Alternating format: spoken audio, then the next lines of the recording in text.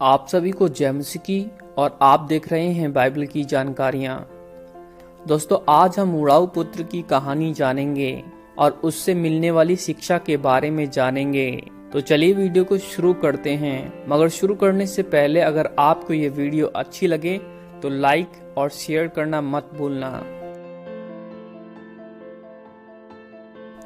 उड़ाऊ पुत्र की कहानी का वर्णन हमें लूका 15 का 11 से 32 आयतों में मिलता है। यह कहानी इस प्रकार से है कि एक व्यक्ति के 2 पुत्र थे। एक बार की बात है कि छोटा पुत्र पिता के पास आकर कहता है कि हे पिता, अपनी संपत्ति में से जो भाग मेरा हो वह मुझे दे दीजिए। और उसका पिता जितनी संपत्ति उसके भाग की होती है उसे अपने पुत्र को दे देता है। तब वह पुत्र कुछ दिनों अपने पिता के साथ रहने के बाद सारा सामान तथा धन संपत्ति लेकर किसी दूसरे देश को चला जाता है और वहां जाकर रहने लगता है। और रहते रहते वह अपनी सारी संपत्ति को अय्याशी, मौज मस्ती और कुकर्म में उड़ा देता है। तब जिस देश में वह गया था वहां एक भयंकर अकाल पड़ता है, जिसके कारण वह पूरी रीति से कंगाल हो जाता है। तब वह उस देश के किसी निवासी के पास मदद के लिए जाता है।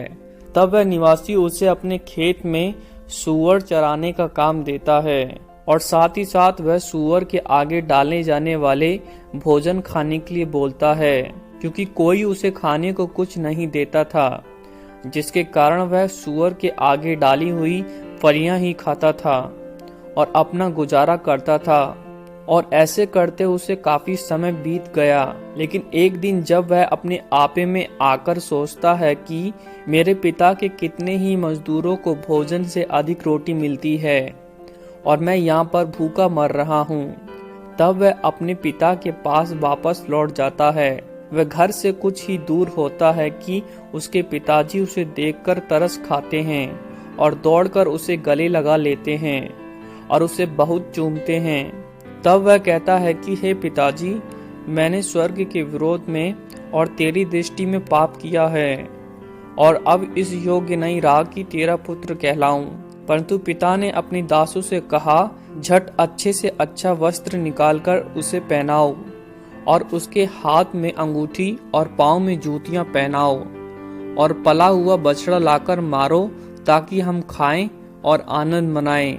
क्योंकि मेरा यह पुत्र मर गया था, फिर जी गया है, वह खो गया था, अब मिल गया है। और वह सब मिलकर आनंद करने लगे। तो दोस्तों, ये तो थी उड़ाऊ पुत्र की कहानी। वैसे तो इस कहानी के कई मतलब निकलते हैं, लेकिन वास्तव में यह कहानी स्वर्ग राज्य को रिप्रेजेंट करती है कि किस तरह एक व्यक्ति पापों में फंसकर परमेश्वर से दूर चला जाता है, लेकिन बाद में पश्चाताप करके लौट आता है। तब परमेश्वर उसे पुत्र बना लेते हैं और अपने स्वर्ग राज्य में शामिल कर लेते हैं। तो दोस्तों, ये तो थी आज की वीडियो। ऐसी ही वीडियो देखने के लिए सब्सक्राइब करें हमारे चैनल को, और अगर कोई सुझाव हो तो कमेंट बॉक्स में लिखकर जरूर बताएं। अगली वीडियो में आप लोगों से फिर मुलाकात होगी। प्रभु आपको बहुत सारी आशीष दे। सभी को जय मसीह की।